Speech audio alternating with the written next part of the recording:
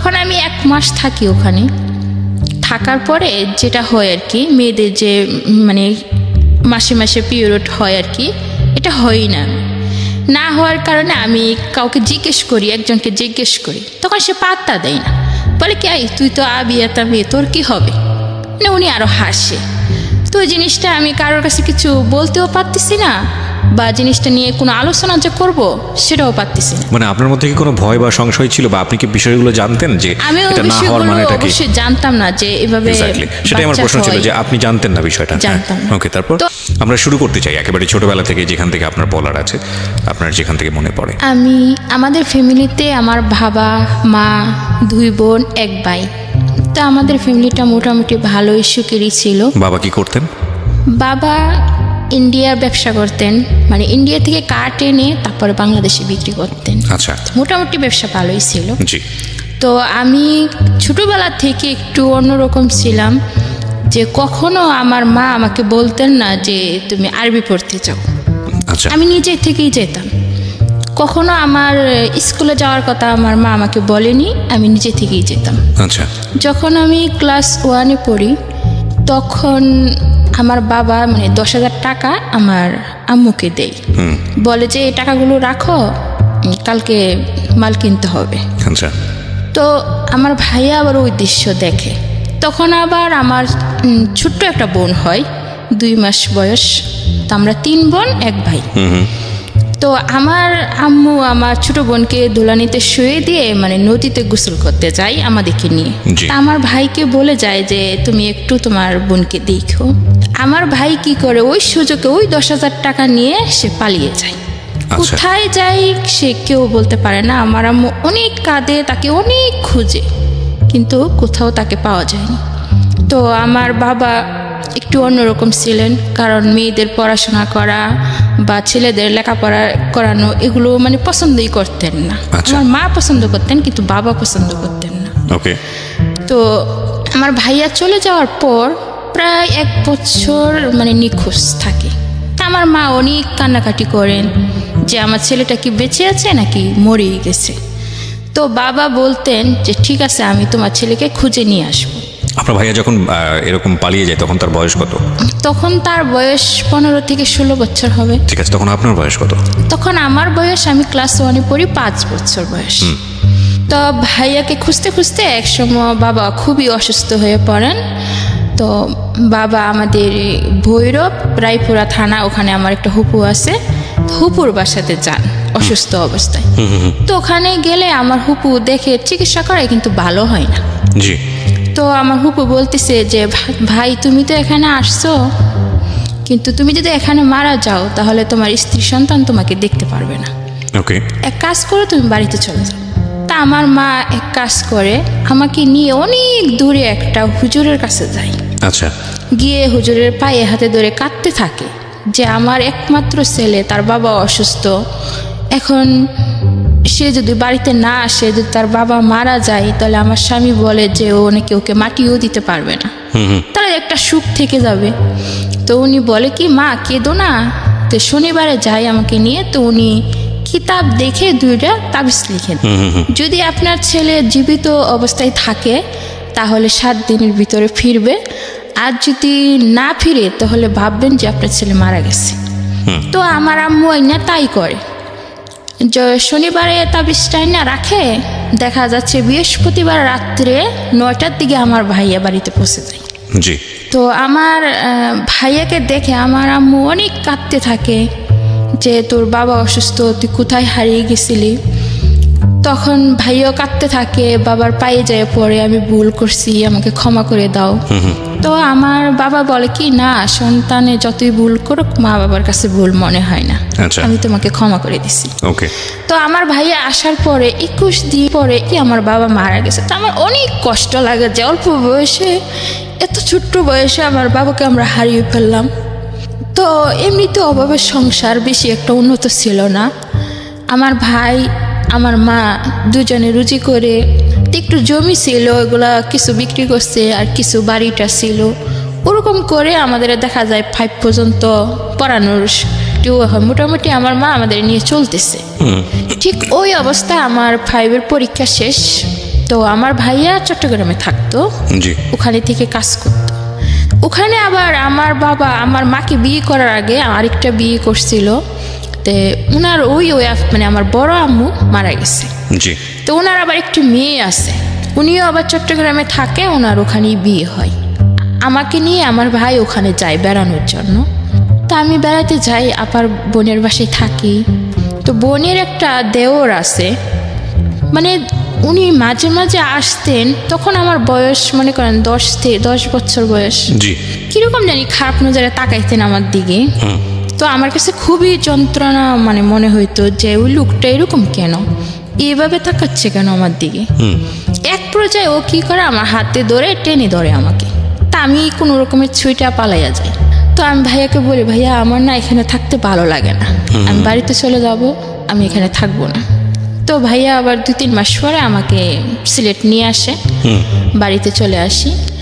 আসার পরে আমি আমার মামার ক্ষেত আছে, মানে আলু করে, অনেক কিছু চাষ করে ওরা, ওদের ওখানে যাই মানে আলু তোলার জন্য। তো মামা বলে কি যে না, তোরা আলু তুলবি না, তোদের আলু তোলার কোনো প্রয়োজন নেই, তোর মা ভালো না। তো এই কথাটা বলার পরে আমার অনেক খারাপ লাগে যে আমার মা ভালো না, কি করছে আমার মা, কাকে প্রশ্ন করব। একদিন মা বড়ই পারতে বড়ই গাছের তলায় যায় আর কি, অনেকটা দূরে, মানে মাকে কিভাবে প্রশ্ন করব, আর একাকে কোথাও আমি মাকে পাচ্ছি না যে এই প্রশ্নটা আমি করব। তো ওখানে যাওয়ার পরে আমি আমার আম্মুকে বলি যে মা, ওরা কি বলে এসব, লোকেরা বলে তুমি নাকি ভালো না, কি করছো মা তুমি? কই আমি তো কিছু করি নাই। তারপরে আমি মনে করেন সপ্তাহখানিক থাকার পরে আমি বুঝতে পারি এবং কি জানতে পারি যে আমাদের প্রতিবেশী একজন, মানে আমাদের সম্পর্কের দুঃসম্পর্কের মামা হয়, তার সাথে আমার মায়ের বিয়ে হয়ে যায়। ওকে। তো আমার ভাইয়া আসছে, আমার ভাইয়া বাজারে ঘাটে যায়, সেও শুনে তার কাছে খুবই খারাপ লাগে, সম্মানে বাঁধে। তো আমার ভাইয়া এক পর্যায়ে রাগ করে বাড়ি বিক্রি করতে চায়। তো গ্রামের লোকজন কিছুতেই বাড়িটাকে বিক্রি করতে দেয় না। তো বলে কি, তুমি যখন বিয়ে বসে গেছো আমাদের দিকে তাকাইলে না, তাহলে আমার ভাই বোন নিয়ে আমি যেদিকে চোখ যাই আমি ওদিকে চলে যাব। তো উনি কি করেন, আমাদের 3 বোনকে নিয়ে চলে যেতে চাই, কিন্তু আমার ছোট্ট বোনটা ছোট্ট ছিল 3 বছরের মতন।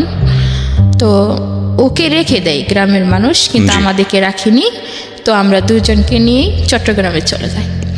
যাওয়ার পর আমি এত ছোট যে কোথায় যে কাজ করব সেটা আমার পক্ষে সম্ভব না, বা কেউ আমাকে নিবেও না। তো ভাইয়া বলে যে কি কাজ করো, আমি একা কাজ করে তোমাদের পালবো। আবার আমার ছোট বোনটাকে স্কুলে ভর্তি করে দেয় ওখানে নিয়ে, কিন্তু আমাকে স্কুলে ভর্তি করে না, আমাকে কাজের জন্য চাপ দিতে থাকে। তো আমি বিভিন্ন অফিসে যাই চাকরি নেওয়ার জন্য, কিন্তু কোথাও আমার চাকরি হয় না। লাস্ট পর্যন্ত আমি একটা সুতার ফ্যাক্টরি, ওখানে গিয়ে কাজ করি। 1 সপ্তাহ কাজ করার পরে নাইট ডিউটি আসে। জীবনে কখনো জেগে থাকিনি।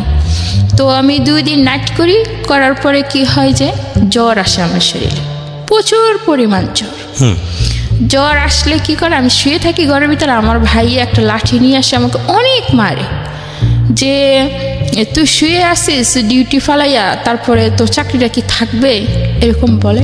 তখন আপনারা কয়জন মিলে থাকতেন একসঙ্গে? আমার 2 বোন, মানে আমার ছোট বোন, আমি, আমার ভাই, 3 জন মিলে থাকতেন। 3 দিন মিলে, মানে চিটাগঙ্গে বাইচে মুস্তান, ওখানে থাকতাম। আচ্ছা।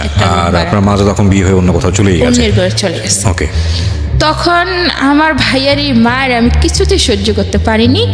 তো মায়ের খেয়ে আমি ওই আমার এই সৎ বোনের কাছে যাই, যে বলে যে আপা তুমি আমার যে কোনো একটা কাজের ব্যবস্থা করে দাও। সৎ বোনটাকে মানে আমার বাবার আগের তরফের মেয়ে। আগের তরফে আমার একটা বিয়ে ছিল। আচ্ছা, বিয়ে ছিল, মানে উনি মারা গেছে।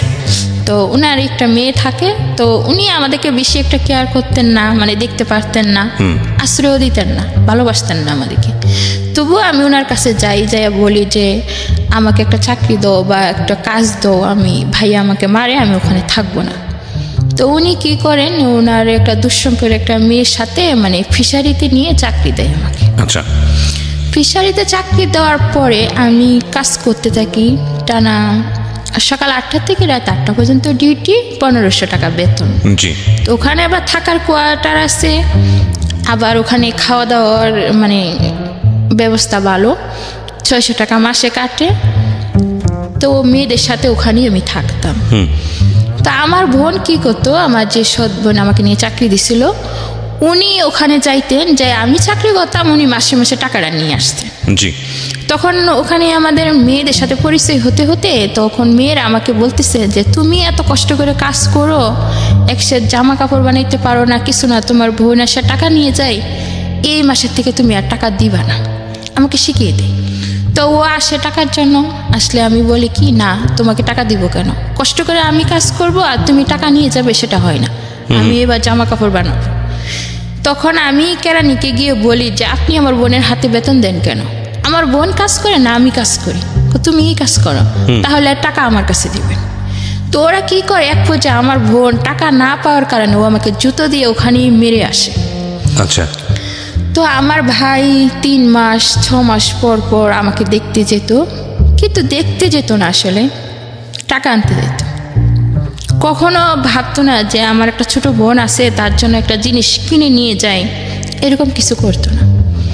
তো সবাই বলতো তোর কেমন ভাই কেমন বোন, ওরা তোর কথা ভাবে না কখনো, শুধুই টাকা নিতে আসে। তো আমার মনে অনেক কষ্ট লাগতো, মাও হারিয়ে গেল, ভাইয়ারও এরকম করে, বোনও এরকম করে, আমি কার কাছে যাব, কিভাবে আমি জীবনে বাঁচবো। তো ওখানেই আমি থাকি, এইভাবে থাকতে থাকতে প্রায় 1.5 বছর থাকি। থাকার পরে ওখান থেকে না বের হতে দেয় না ছুটি দেয়। আচ্ছা, ক টাকা মাইনে পেতেন? 1500 টাকা। 1500 টাকা এই সারা মাস এরকম পরিশ্রম করে? জি, 1500 টাকা। ওকে। তো ছুটি না পাওয়ার কারণে মানে আমরা এক সময় অনেকটা বড় হয়ে যাই আর কি। তো ওখানে আবার মনে করেন মেয়েদের সাথে চলতে চলতে থাকতে থাকতে আমি আবার অনেকটা বড় হই, আবার অনেকটা চালাকও হয়ে যায়। তখন ওখানে মেয়েদের সাথে মিশতাম, চলতাম, ভালোই কাটছিল সময়গুলো। তো ওখানে একটা ছেলে আসে, মানে তাদের বাড়ি হচ্ছে বরিশাল। তো ও আসার পরে না অনেক দেখতে শুনতে খুবই ভালো ছিল, স্মার্ট ছিল, তো সবাই ওকে পছন্দ করত। তো সবাই কথা বলতো, কিন্তু আমি তার সাথে কখনোই কথা বলতাম না। আর আমার একটা সুনাম ছিল ওই অফিসে যে আমি কথা কম বলতাম এবং ভদ্রতা ছিল বেশি আমার মাঝে। যে ছাড়েরা আসতেন ওখানে, সব ছাড়েরা আমাকে বেশি স্নেহ করতেন এবং ভালোবাসতেন। তো ওর নাম ছিল লিটন, আমার সাথে আরেকটা মেয়ে ছিল, ওর নাম ছিল আকলিমা। তো নিজে নিজে চিঠি লেখে মানে আমাকে বলতেছে যে ওই ছেলেটা আমাকে একটা চিঠি দিছে। তো আমি বলতেছি ওই ছেলেটা তোমাকে চিঠি দিবে, আমি বিশ্বাস করি না। তো ও আমাকে হিট লাগাইতেছে যে আমাকে দিবে না তো কি তোমাকে দিবে, আমাকে হ্যাঁ আমাকে দিবে। ছেলেটার নাম কি ছিল? লিটন। লিটন, ওকে। তো আমি বললাম, ও আমাকে সাথে চ্যালেঞ্জ করতেছে যে 1 সপ্তাহ টাইম, যদি তুই এই চ্যালেঞ্জে জিততে পারস তাহলে আমি তোকে 1000 টাকা খাওয়াবো, আর যদি তুই হেরে যাস তাহলে আর তুই আমাদেরকে 1000 টাকা খাওয়াবি। মানে এরকম একটা বাজি ধরে আর কি আমার সাথে। তো আমি কই ঠিক আছে। তো ছেলেটা দিনে ডিউটি করতো আর আমরা নাইট ডিউটি করতাম। তো ওরা বের হতো আর আমরা ঢুকতাম, ঠিক ওই অবস্থায় ওর সাথে আমার দেখা হতো বেশিরভাগ সময়। তো আমি আগে থেকে বুঝতে পারতাম যে ছেলেটা আমাকে অবশ্যই পছন্দ করছে। তো আমি ওকে দেখেই হাসতাম। তো ওরকম হাসতে হাসতে 1-2 দিন পরে ও কি করে নাইট শিফটে চলে আসে। তো আদার পিসের কাজ হতো ওই অফিসে বেশিরভাগ। আদার পিসের কাজ হইলে দেখা যাইতো কি ওরা আর আমরা একসাথে মিলেমিশে কাজ করতে হইতো। মানে আমি, আমার আরও 2টা বান্ধবী ছিল, সুমি, জমিলা, আমরা 3 জনই এক সমান সমবয়সী ছিলাম। তো ওরা আদার পিসের যে স্যারগুলো ছিল, যে ভাইয়ারগুলো ছিল আর কি, তো ওরা আমাদেরকেই বেশি পছন্দ করতো। অন্য সব কোনো মেয়েকে পছন্দ করতো আর সবাইকে বের করে দিত ফ্লোরে, আর আমাদেরকে রেখে দিত। তো আমরা ওই কাজগুলো করলে স্যারেরা আমাদেরকে বোনাস দিত। জি। তো এইভাবে ওই ছেলেটা মানে আস্তে আস্তে ওর সাথে আমার কথা হয়। কথা হইতে হইতে একদিন আজানের আগেই কাজ শেষ হয়ে যায়। আচ্ছা। তখন ওর একটা বন্ধু দিয়ে, ওই অফিসের মধ্যে আবার বিদেশি অফিস ছিল, তো অনেক ফুলের বাগান ছিল, দেখতে খুবই সুন্দর ছিল অফিসটা। তো ফুল আইনে আমার সামনে ধরে রাখছে। আমি বলতেছি কি ব্যাপার, ফুল আসলো কই থেকে, আপনি আমাকে ফুল দিচ্ছেন কেন? আমি তো দেই নেই, একজন তোমাকে ফুলগুলো দিছে। কে দিচ্ছে? লিটন। আমি তখনও 1 সপ্তাহ পূর্ণ হয়নি, 1 সপ্তাহ পূর্ণ হতে 2 দিন বাকি আছে। তো ফুলগুলো দেওয়ার পরে আমি নিছি, মানে আমি তাকে বুঝাইছি যে আমিও তাকে পছন্দ করি। জি। পরের দিন ও আমাকে একটা চিঠি দেয়। চিঠিতে অনেক কিছু লেখা থাকে যে ও আমাকে পছন্দ করে, ভালোবাসে। তখন এই চিঠিটা আমি আবার আমার ওই যার সাথে আমি মানে বাজিয়ে রাখছি তাকে পড়ে শুনে আমাকে, শুনো তুমি আমাকে 1 সপ্তাহ সময় দিছিলে, আর 1 সপ্তাহের মধ্যেই আমি কিন্তু জিতে গেছি। তারপরে ও আমাকে 1000 টাকা দেয়, দিলে আমরা সবাই বান্ধবীরা মিলে খুব মজা করে খাই, মানে অনেক কিছু কিনে খাই। খাওয়ার পর আমার উদ্দেশ্য হলো যে আমি আর ওর সাথে কখনোই কথা বলবো না, জাস্ট এটা একটা মজা ছিল। তো ও তো সত্যি সত্যি আমাকে মন থেকে ভালোবাসতো। তা আমি কথা না বলার কারণে সে আমাকে অনেক খুঁজতে থাকে, মানে আমাকে অনেক রিকোয়েস্ট করতে থাকে, সবাইকে দিয়ে খবর পাঠায়, সিটি দেয় যাতে আমি ওর সাথে 1 মিনিটের জন্য হলো কথা বলি আর কি। তো ওরকম করতে করতে ওর প্রতি আমার একটা মায়া কাজ করে, আমিও ওর সাথে কথা বলি। বলতে বলতে এক সময় একদম সুন্দর একটা সম্পর্কই তৈরি হয়ে যায় আমাদের মাঝে। তো 1.5 বছর হয়ে যাওয়ার পরে আবার কি হয় যে তার মধ্যে 6-7 মাসের বেতন আমাকে দেয়, আর 6-7 মাসের বেতন আমাদের ওরা আটকে দেয়। মানে আমরা ওখানে থাকতে চাচ্ছি না, মানে আমরা চলে যাব অন্য কোথাও। আচ্ছা, ওই গৃহবন্দী হয়ে থাকতে আমাদের ভালো লাগে না। আর ওদের কথা হচ্ছে যে ওই 3টা মেয়ে খুবই ভালো কাজ পারে, আমরা কখনো ওদেরকে হাতছাড়া করব না। তো আমাদেরকে ছুটি দেয় না, ওখানেই মানে বন্দী হয়ে থাকতে হয়। তো একদিন সকাল সকাল কাজ শেষ হয়ে যায়, তা আমরা বুদ্ধি করি, আমি, জমিলা আর সুমি, যে আমরা এখান থেকে পালিয়ে যাব, বেতন যা আছে এগুলো সব ফেলে পালিয়ে যাব, এখানে থাকবো না, গৃহবন্দী হয়ে থাকতে ভালো লাগে না। তো আমরা ফ্যাক্টরির সমস্ত সাইড মানে ঘুরতে থাকি আর কি, যে কোন দিক দিয়ে পালানো যায়, গেট দিয়ে তো আর বাইরে হতে দিবে না। তো একটা দারোয়ান ছিল, মিজান নাম, উনি বলতেছে কি ব্যাপার তোমরা এত ঘোরাঘুরি করতেছো, পালিয়ে যাবা নাকি? আমি বলতেছি আরে না, পালাবো কেন, যাইলে গেটের সামনে দিয়ে যাব, পালাবো না। তো আমরা কি করি, ঘরে যাই, ঘরে গিয়ে লাইট বন্ধ করে নিজেদের ব্যাগ গুছাইয়া ওই ওয়ালের ও পাশে যেতে হবে যে কোনোভাবে। এখন জমিলা একটু পাতলা সাইজের ছিল, ও পার হয়ে যায়, আমিও পার হয়ে যাই, সুমিও পার হতে পারে না। তো ওরা কষ্ট করে টাইনে মাইনে আমরা তুলে 3 জনেই পার হয়ে অনেকটা দূরে চলে যায়, যে একজনের বাসায় জামা কাপড়গুলো রাখি, কিন্তু অফিসের লোক ঠিকই ধরে ফেলে যে আমরা পালিয়ে যাই।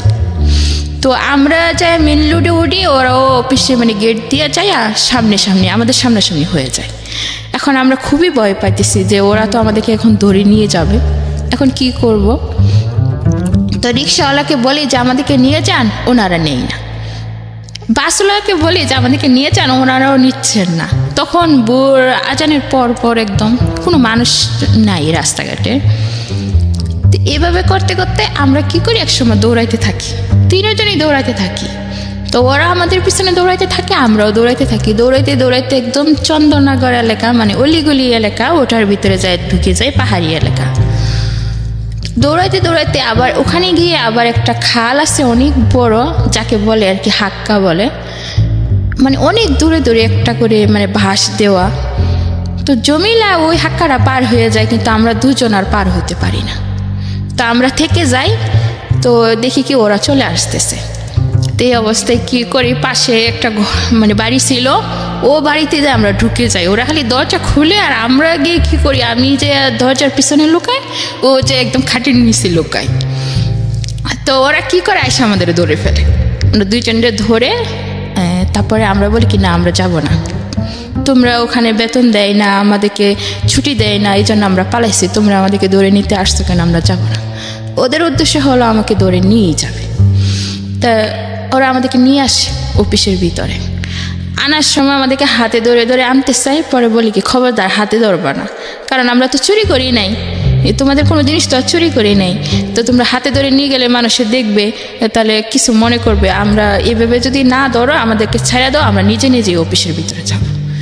অফিসের ভিতরে গেলে প্রথম অবস্থায় যা হয়, একটা দারোয়ান, ওই যে মিজান, ও আমাদের উপরে মানে মারতে আসে, যে তোরা পালাইলি কেন, সব চাপটা তো আমার উপরে পড়বে। মারতে আসলে আবার অনেক লোক আছে, তারা বাধা দেয়। তা আনে কেরানি আইনে কি করে, আমাদের একটা রুমের ভিতরে বন্দি করে রাখে। শুধু বন্দি করে রাখে না, উনি আইসার জাস্ট কয়েকটা থাপ্পড় মারে আমার গালে, যে আমি একদমই পড়ে যাই, যে পালাইলি কেন। আর সুমিকে তো কয়েকটা থাপ্পড় দিলে পড়ে যায়, ও পড়ে গেলে ওর বুকের উপরে পাড়া দিয়ে ধরে। কে করে কাজটা? কেরানি, মানে কন্ট্রাক্টদারও আছে, মানে যে কেরানি আমাদের দেখাশোনা করতো, বেতন দিত, উনি এই কাজটা করে। মানে বাসা থেকে কেন পালালি?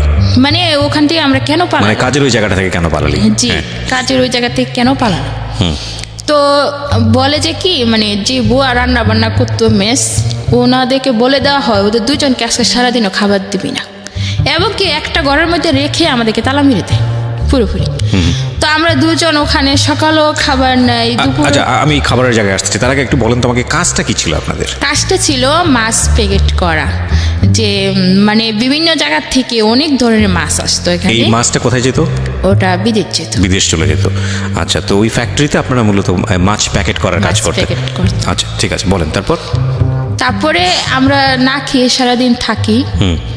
তো সন্ধ্যা হয়ে গেলে মানে আমার খুবই খারাপ লাগে যে কখনো না খেয়ে থাকিনি, আজকে সমস্ত দিন না খেয়ে থাকলাম, আবার ওরা আমাদের উপর মারধর করলো। তা আমি সুমি আবার পড়তে জানতো না, লিখতেও জানতো না, তা আমি তো আবার একটু লিখতে জানতাম। তো আমি একটা চিঠি লিখে জানালা দিয়ে ফেলে দিই।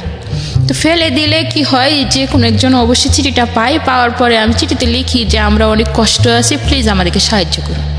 তো উনি এই চিঠিটা নিয়ে যে জমিলা, আমার যে বান্ধবীটা পালাইয়া গেছে, ওর বোনের কাছে যায়, যা বলে কি তোমার বোন আর ওই যে দুই বোন তারা পালাইছিল, কিন্তু ওরা তো জমিলা কোথায় জানি হারিয়ে গেছে, আর ওদেরও তো ধরে নিয়ে অনেক মারধর করতেছে, না খাওয়াই রাখছে।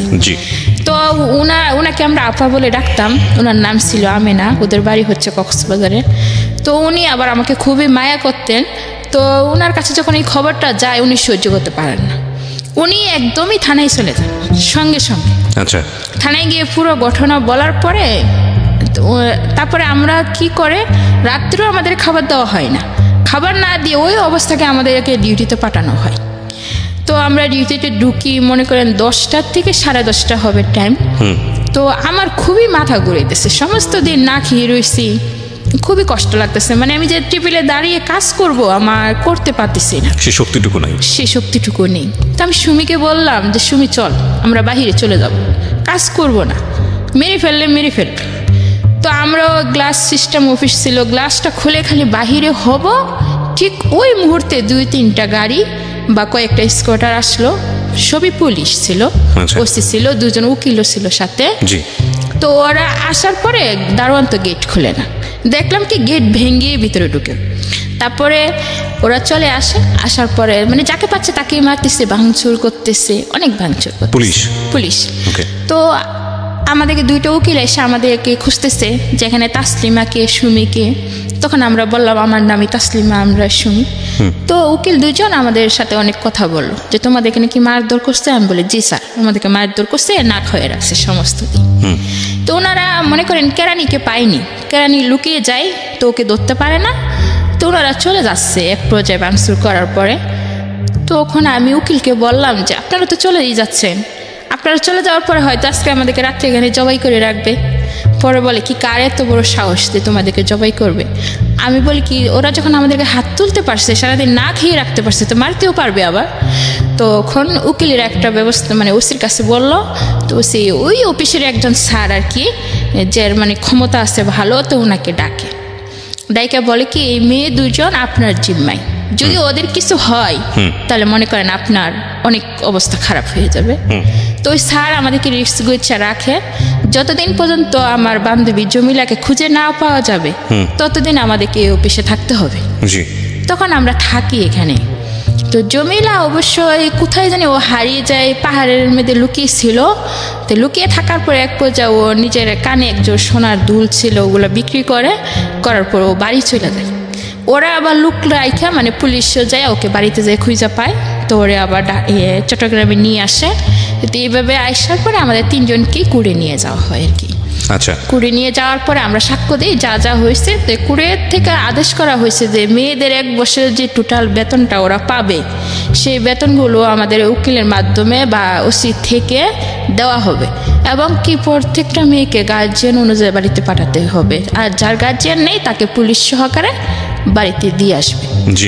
তখন আমার যে বোনটা ছিল না, যে জুতা দিয়ে আমাকে মারছিল, আমার সৎ বোনটা, আমি ওদেরকে একটা পরিচয় দিতে চাইনি, কারণ ওরা তো লুবি, যে 1 বছরের বেতন আমি পাইতাম ওরা হয়তো বা জানলে ওরা নিয়ে যাবে।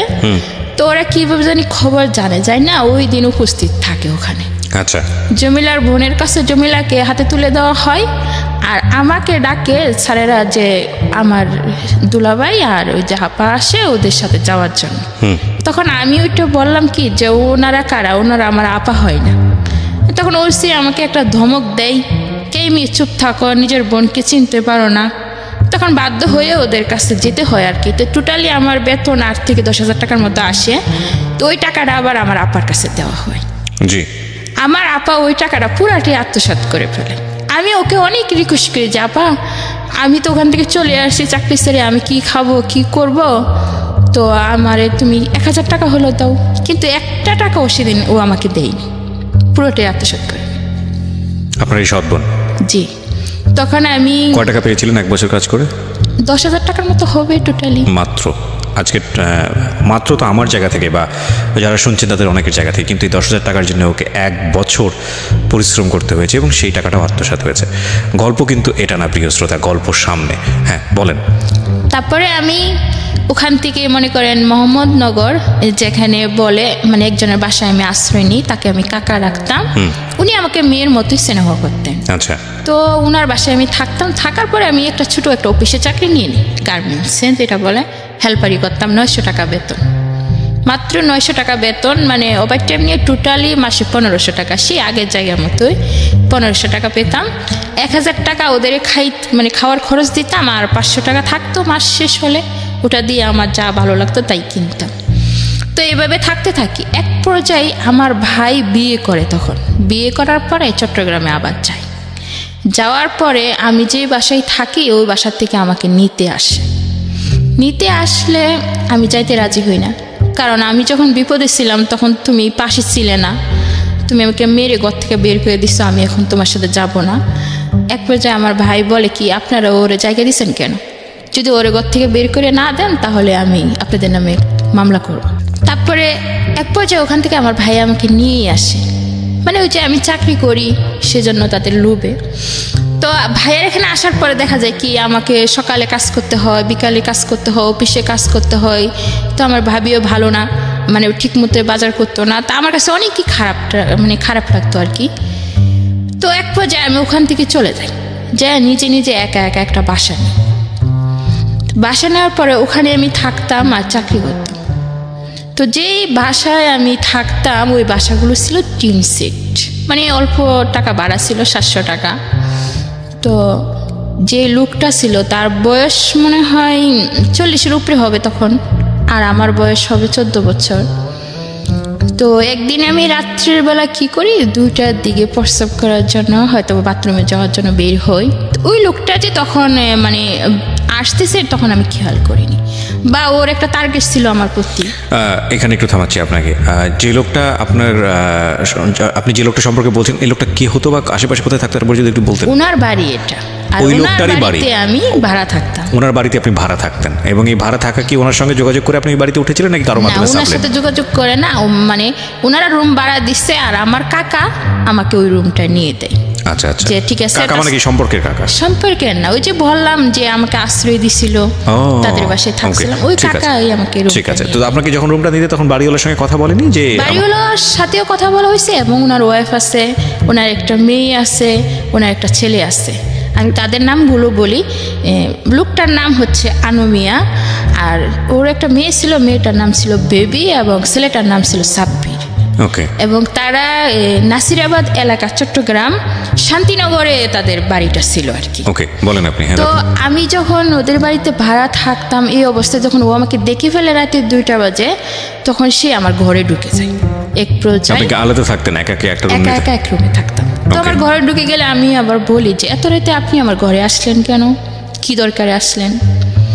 তো ও কিছু বলে না, কেমনি আসলাম। তো এক পর্যায়ে ও কি করে, আমার মুখ চেপে ধরে। তা আমি ওর সাথে অনেক জোরাজোরি করলেও কিন্তু আমি শক্তিতে অবশ্য পারি না। সেই রাতেও সে আমাকে রেপ করে। তো বলে কি চিল্লাচিল্লি করে কোনো লাভ নেই, চিল্লাচিল্লি করলে নিজের মান সম্মানই যাবে, তোমাকে লোকে খারাপ বলবে, আমাকে কিছু বলবে না। তো আমি পরের দিন অফিসে চলে যাই, কিন্তু অনেক কাঁদতে থাকি যে এটা কি হলো আমার সাথে, আমি তো কোনো অন্যায় করিনি, তবে ওই লোকটা এত খারাপ কেন? তো আমার একা থাকতে খুবই ভয় লাগতো ওই বাড়িতে, ওই ঘটনার পর থেকে। তো আমার আরেকটা মানে মেয়ে আর কি, তাকে আমি ভাবি ডাকতাম সম্পর্কে। তো ওর কাছে যাই বলি যে ভাবি ওই বাসায় থাকতে না আমার খুবই খারাপ লাগে, রাত্রে একা একা ওই লোকটা জানি কেমন, মানে পুরোটা তাকে আর খুলে বলি না। আচ্ছা। তো ও বলে কি ঠিক আছে তুই আমার কাছে থাক। তো আমি বললাম কি তাহলে ভাইয়া কোথায় থাকবে? তো কাজে চলে যাবে, তো তুই আমার কাছেই থাক আজকে রাত্রে। ওর আবার ছোট একটা বাচ্চা হয় 2-2.5 মাসের। তো আমি ওই বাসায় ওর সাথে ঘুমিয়ে পড়ি। ওর স্বামী বলে যে কি আমি আজকে রাত্রে বাসায় আসবো না। ও আমাকে দেখে যায় যে আমি ওর বাসায় আসি বর্তমানে। ও রাতে প্রায় 1টার দিকে চলে আসে। ওর হাজবেন্ড চলে আসলে এক পর্যায়ে আমি তো ঘুমিয়ে থাকি, আর কিছু বলতে পারতেছি না, কারণ সারাদিন কাজ করছি, আমার শরীর খুবই দুর্বল, আমি ঘুমিয়ে পড়ি। আর ওর হাজবেন্ড আসার পরে কি হয় যে ওর ছোট বাচ্চাটাকে কোলে নিয়ে ওর বউ বসে থাকে, আর ওর হাজবেন্ড চাচ্ছে যে আমার এখানে আসবে, আমার কাছে আসবে। আর ওর বউ চাচ্ছে যে কি ছোট্ট একটা মেয়ে বা এমন একটা ইতিম মেয়ে, তুমি ওর কাছে যেও না বা ওকে নষ্ট করো না।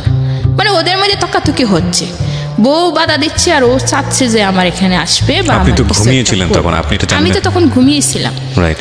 তো এরকম প্রচার করতে করতে ওর যে বউকে 2-3টা থাপ্পড় মারে। ওর বউ যখন কাঁদতে থাকে না, ওই কাঁদার শব্দে আমার ঘুম হঠাৎ করে ভেঙে যায়। তো এবং কি কাঁদার শব্দে আর ওই যে লোকটা আছে না, ওর একটা হাতও আবার আমার কাছে চলে আসে। ও মানে পুরোপুরি আমাকে করার জন্য প্রস্তুতি নিচ্ছে আর কি। তো এই অবস্থায় আমার ঘুম ভেঙে যায়। ঘুম ভেঙে গেলে আমি লাইটটা জ্বালিয়ে দিই আর কি, ঘরে যে লাইটটা থাকে জ্বালানোর পরে দেখি এই অবস্থা, ভাবি বসে বসে কাঁদতেছে আর ওই অবস্থা। তো আমি ওদের কিচ্ছু বলি না। তো রাত্রের বেলা না বলে সোজা দরজাটা খুলে বাহিরে চলে যায়। বাহিরে গিয়ে গেটটা খুলে একদম আমার বাসায় চলে যায়। তখন রাতের বাজে 2টা। আপনার বাসার দূরত্ব কতটুকু ছিল ওখান থেকে? দূরত্ব ছিল 5 মিনিট। আচ্ছা, এই রাত 2টার সময় 5 মিনিট হেঁটে আপনি চলে যায়। মানে তখন আমার মাথায় প্রচুর রাগ ছিল যে কি করব না করব কিছু জানি না, কিন্তু আমাকে বাসায় যেতেই হবে। সিনারিটা লক্ষ্য করেন যে একটা মেয়ে যদি ফ্যামিলিতে শেল্টার না পায়, ফ্যামিলিতে যদি তার মাথার উপরে মানে অভিভাবকের মতো কেউ না থাকে, তাহলে একটা মেয়ের জীবন কতটা ভার্নারেবল হয়।